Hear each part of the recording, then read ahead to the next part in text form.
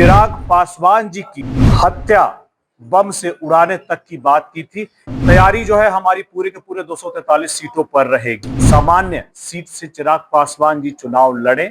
राजद का आपराधिक तत्व ने चिराग पासवान जी को बम से उड़ाने की बात कही थी, जिस शुरुआत हम लोगों ने शाहाबाद से की थी, जहां पर जनता का ऐतिहासिक समर्थन और आशीर्वाद मिला। इसके बाद राजगीर में बहुजन भीम संकल्प समागम, उसके बाद फिर सारण में हम लोगों ने नव संकल्प महासभा की थी। और इन सभी सभाओं की जो ऐतिहासिक सफलता है, उससे इस बात का प्रमाण है कि बिहार की जनता हमारे नेता चिराग पासवान जी के Bihar first, Bihari first vision के संकल्प के साथ खड़ी है। कि बिहार की जनता हमारे नेता चिराग पासवान जी के Bihar first, Bihari first vision के संकल्प के साथ खड़ी है। उनका जो विजन है बिहार को विकसित बिहार बनाने का, उस संकल्प के साथ खड़ी है। और यही जनता का अपार जन समर्थन विपक्ष को विचलित कर रहा है। इस चुनावों में उनको आती हुई अपनी हार अप्रत्याशित दिख रही है और इसीलिए इस बौखलाहट में उन्होंने कल चिराग पासवान जी की हत्या बम से उड़ाने तक की बात की थी। इसी बौखलाहट में उन्होंने जंगल राज को पार्ट 2 के रूप में यहां लाने का प्रयास किया था। मैं आपको बताता हूं कि ये बिहार की एक पत्रकार है।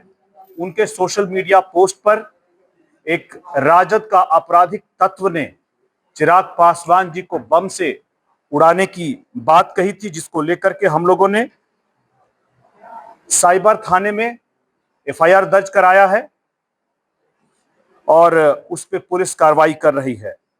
यह सिर्फ एक व्यक्ति पर वैचारिक हमला नहीं है, यह पूरे लोकतंत्र पर, बहुजन नेतृत्व पर हमला है।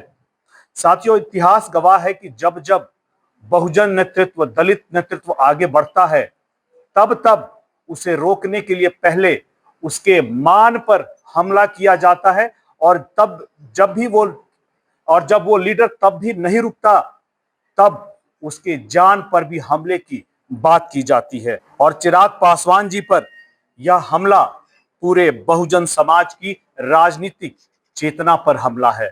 साथियों, अगर आप याद करें, आप आज से 20-30 3 दशक पहले की बात करते हैं, तो आप याद कीजिए पूरे उत्तर भारत में आपको बहुजन नेता के तौर पर मुलायम सिंह यादव दिखते हैं, सोनेलाल पटेल जी दिखते हैं, उत्तर प्रदेश में कांशीराम जी दिखते हैं, मायावती दिखती हैं, बिहार में रामविलास पासवान जी, नीतीश कुमार जी और सरीखे नेता दिखते हैं। लेकिन अब समय है जब इस बहुजन नेतृत्व को एक युवा नेता आगे लेकर के चले। और इस पर, इन सारी कसौटियों पर अगर कोई नेता खरा उतरता है तो चिराग पासवान जी हैं। लेकिन जब भी Chirag Paswan ji Bihar first, Bihari first vision की बात करते हैं, विकसित बिहार को बात करते हैं, बिहार को आगे ले जाने की बात करते हैं, तब उनके मान और उनकी जान पर हमला करने की बात विपक्ष हमेशा करता रहा है। आपको याद होगा, जब हम लोगों ने नव संकल्प महासभा शुरू किया था शाहाबाद से, तो लोगों ने आशंकाएं जताई थी, लेकिन जनता का प्यार हमारे नेता के विचारधारा, उनके विजन को मिल रहा है। और इसी श्रृंखला में छपरा के बाद नव संकल्प महासभा हम लोग मुंगेर में करने जा रहे हैं 19 जुलाई को दोपहर 1 बजे, जहां पर बातचीत चल रही है। और मुझे लगता है कि एक बार जब हमारे भीतर बातचीत तय हो जाएगी तो इस बारे में भी आप लोगों को जानकारी दे दी जाएगी।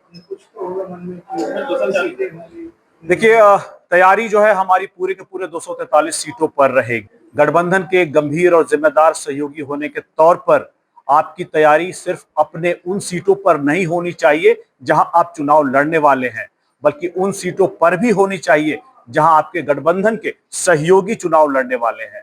ऐसे में आप अपना चुनाव लड़े, जीतें, मगर अपने गठबंधन के सहयोगियों को भी 100% स्ट्राइक रेट से जिताने का प्रयत्न करें। यह भी गठबंधन धर्म की जिम्मेदारी है।